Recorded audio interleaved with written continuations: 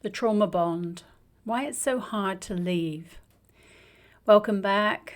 I'm Angela Carter, IFS therapist and trauma specialist. And in this episode, we're going to talk about something that so many survivors wrestle with in silence and shame. Why it's so hard to leave a toxic relationship, even when you know it's hurting you. Today we're naming the invisible thread that binds you to someone who doesn't love you in the way you deserve. That thread has a name, the trauma bond. If you ever thought, why do I keep going back? Why can't I just move on? What's wrong with me? This episode is for you. A trauma bond is formed when we become emotionally attached to someone who causes us pain, and where moments of comfort are used to soothe or confuse that pain. It's built on intermittent reinforcement, unpredictable cycles of love and withdrawal, idealization, devaluation, praise, and punishment. And over time, this unpredictability wires your nervous system to crave the connection more deeply, not because it's safe, but because your body has become addicted to the cycle. Imagine this.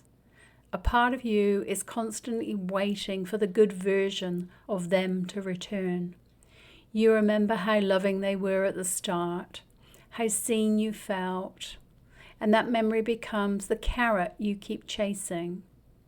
In IFS terms, that's often a hopeful part, a part that loves, a part that believes, if I stay long enough, try hard enough, love deeply enough, they'll come back.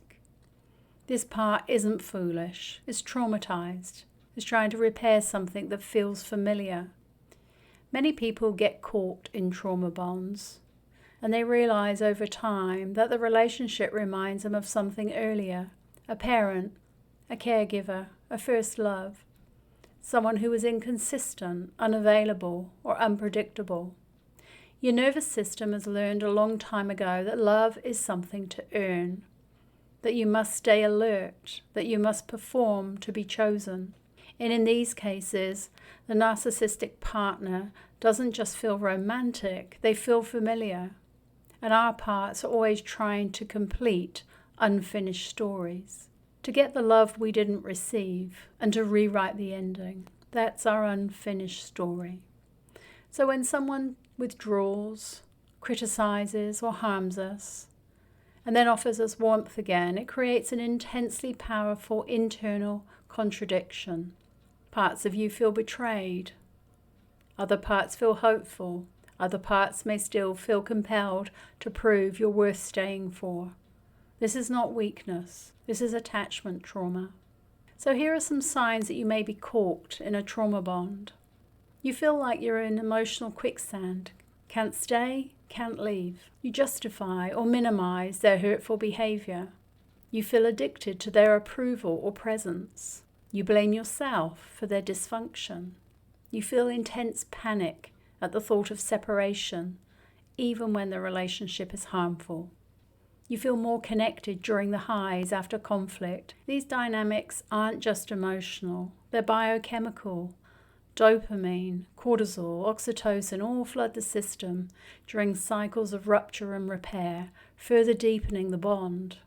And your parts? They start working overtime. A part might say, I'll just work harder to keep the peace.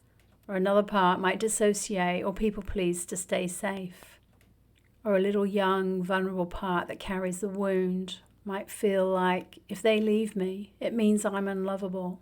You're not crazy, my darling.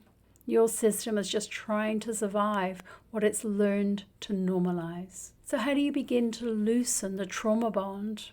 Well, the first step is noticing, compassionately, noticing what parts of you are driving the connection.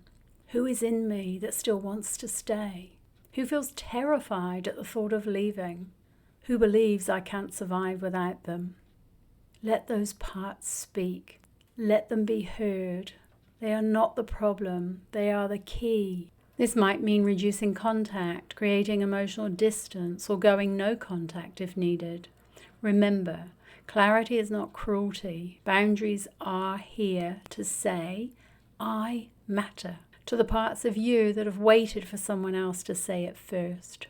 You need to restore your nervous system and let it feel safe. Your body needs to learn what safe connection feels like, first with yourself. Try grounding, self-touch, slow breath, or parts-based somatic work. Place a hand on your heart, breathe into your heart, and just say to yourself, you don't have to fix this. You just get to rest. It's really important to reconnect with your core self. The trauma bond pulls you outwards towards them. Healing pulls you inwards towards you. Reconnect with parts of you that got left behind in a relationship. Your creativity, your voice, your friendships, your intuition. You're not here to be an emotional contortionist for someone else's comfort. You're here to belong, to become whole. Breaking a trauma bond isn't just about walking away. It's about walking towards yourself, perhaps for the first time. You're not bound. You're definitely becoming, if you can take this journey. And in our next episode, we'll talk about exactly how narcissists hook you from love bombing to gaslighting, and how to unhook yourself with clarity, compassion, and strength. If this episode resonates, subscribe, leave a comment. Stay with me on this journey. Healing's not a straight line, but every step you take in self-energy brings you closer to freedom on your journey home.